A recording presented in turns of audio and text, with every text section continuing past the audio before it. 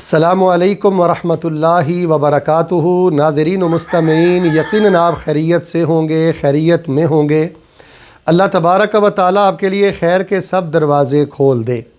اعزاء و اقربا، دوست اور رشتہ دار، یہ اللہ تعالیٰ کی بہت بڑی نعمت ہیں، اس میں کوئی دوسری رائے نہیں ہے۔ آخر حد تک کوشش کرنی چاہیے کہ رشتہ داری میں کوئی خرابی نہ ہو، لیکن ہم نے دیکھا ہے اور ہمارا کچھ تلخ تجربہ بھی ہے کہ احیاناً کبھی کبھار نہ چاہتے ہوئے اختلافات ہو جاتے ہیں۔ تو اختلافات کا رشتہ داروں کے ساتھ ہو جانا یہ کوئی بہت بڑی بات نہیں ہے، یہ ممکن ہے، لیکن تکلیف سے امر یہ ہے کہ جب ہم اختلافات کو اور غصے کو اپنے دل میں پالتے ہیں۔ ابھی حال ہی میں ہمیں چند کالیں موصول ہوئی ہیں تو بہت زیادہ ہمیں تکلیف ہوئی ہے۔ مجھے ایک ساتھی کہنے لگا، شیخ صاحب میری سسرال کے ساتھ لڑائی ہوئی ہے، کچھ جھگڑا ہوا ہے، تو میں آج کل ان کے خلاف پڑھ رہا ہوں اللہم انا نجعلک فی نحورہم ونعوذ بک من شرورہم اللہم اکفنیہم بما شئت۔ چند دن پہلے مجھے ایک عزیز کہنے لگے، جی میں اپنے بھائیوں کے ساتھ ناراض ہوں، تو میں ایک شیخ صاحب کے پاس گیا ہوں اور میں نے ان کو کہا مجھے کوئی پڑھائی بتلائیں، تو انہوں نے کہا جی آپ پڑھا کریں اللہم انا نجعلک فی نحورہم ونعوذ بک من شرورہم اللہم اکفنیہم بما شئت انا للہ و انا الیہ راجعون۔ کیسی جہالت ہے اور کیسی نادانی ہے۔ اللہ کے بندو، یہ جو دو دعائیں ہیں، بلکہ یہ دو بد دعائیں ہیں، یہ اس وقت پڑھتے ہیں جب آپ کا کفار کے ساتھ کوئی مقابلہ، اذا خاف قوما، یہود و نصارہ کے ساتھ آپ کو سامنا ہے، یا کسی ڈاکو کا سامنا ہے، رہزن کا سامنا ہے، یا کسی عزت کے لٹیرے کا سامنا ہے، اور بڑی خوفناک آپ کیفیت سے دوچار ہیں، آپ یقیناً یہ دعائیں پڑھیں۔ یہ رسول پاک علیہ السلام کی بتلائی ہوئی ہیں، مسنون ہیں، اس سے دشمن ناکام ہوتے ہیں۔ لیکن صلہ رحمی میں چچا ہے، تایا ہے، یا سسر ہے، یا بھائی ہیں، ان کے ساتھ جو چھوٹے چھوٹے اختلافات ہوتے ہیں، ان کے خلاف یہ دعائیں پڑھنا، میں یہ سمجھتا ہوں یہ بہت بڑی جہالت ہے۔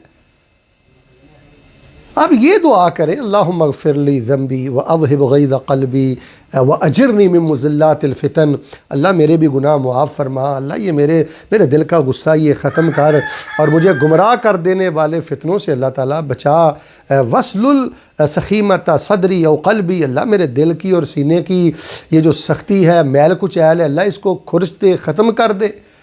تو میرے پیارے بھائیوں، قربتیں پیدا کرنی چاہیے۔ مجھے وہ بھائی کہنے لگا جی میں سسرال کے لیے پڑھتا ہوں، تو میں نے کہا آپ کا اختلاف کس سے ہوا ہے؟ کہنے لگا جی سسر سے۔ تو میں کہا جو آپ کی وائف کے بھائی ہیں ان سے اختلاف ہوا ہے؟ کہنے لگا جی نہیں۔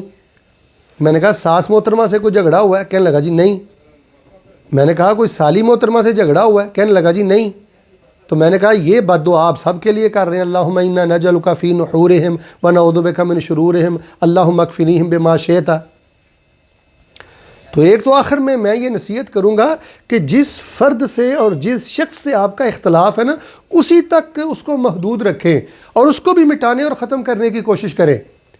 ایسے نہیں ہونا چاہیے کہ کسی خاندان، برادری اور گھر کے ایک فرد سے آپ کا اختلاف ہوا ہے اور آپ نے پورے افراد خانہ کو اور اس پورے خاندان کو اختلافات کی بھین چڑھا دی ہے۔ یہ جانوروں جیسے معاملے ہیں، یہ درندوں جیسے معاملے ہیں۔ تو قربت کی کوشش کریں جی، ملانے کی کوشش کریں، اور ایسے جاہل قسم کے لوگوں سے نا دعائیں پوچھتے رہا کریں جن کو اذکار کا شوق ہے، دعاؤں کا شوق ہے، اور اس فیلڈ میں وہ کچھ تجربہ رکھتے ہیں، کو گہری نظر رکھتے ہیں۔ آپ ذرا ان سے مشورہ وغیرہ کر لیا کریں۔ تو یہ جو دعائیں جو ہیں نا، اللہم انا نجعلک فی نحورہم ونعوذ بک من شرورہم اللہم اکفنیہم بما شئت، یہ دعائیں کفار کے لیے ہیں، غیر مسلم لوگوں کے لیے ہیں، یا جو عزت کے لٹیرے ہوں، جو رہزن ہوں، جو نجائز آپ کو حد درجہ آپ کی عزت کے درپے ہوں، تو وہاں ان چیزوں کی ضرورت ہوتی ہے۔ نارمل جو گھریلو اختلاف ہوتے ہیں، یا سسرال سے اختلاف ہوتے ہیں، جو بھائیوں سے اختلاف ہوتے ہیں، وہاں میں سمجھتا ہوں ایسی دعائیں یا بد دعائیں کرنے اور پڑھنے کی ضرورت نہیں ہے۔ یہ بہت سخت دعائیں ہیں، بد دعائیں ہیں۔ اللہ تعالیٰ سے ہمیں ڈرنا چاہیے۔ آخر میں اللہ تعالیٰ سے دعا کرتا ہوں، اللہ مجھے بھی دل کی نرمی نصیب فرمائے، آپ کو بھی دلوں کی نرمی نصیب فرمائے۔ خدا کے لیے جس سے اختلاف ہو جائے اس کو معاف کر دیا کریں، اگنور کر دیا کریں۔ آپ کے ایمان کا امتحان ہی اس وقت شروع ہوتا ہے جب آپ کا کسی سے اختلاف ہوتا ہے۔ اس وقت شیطان آپ کی تمام نیکیاں لوٹنے کے لیے آپ کے کندھوں پہ آ جاتا ہے۔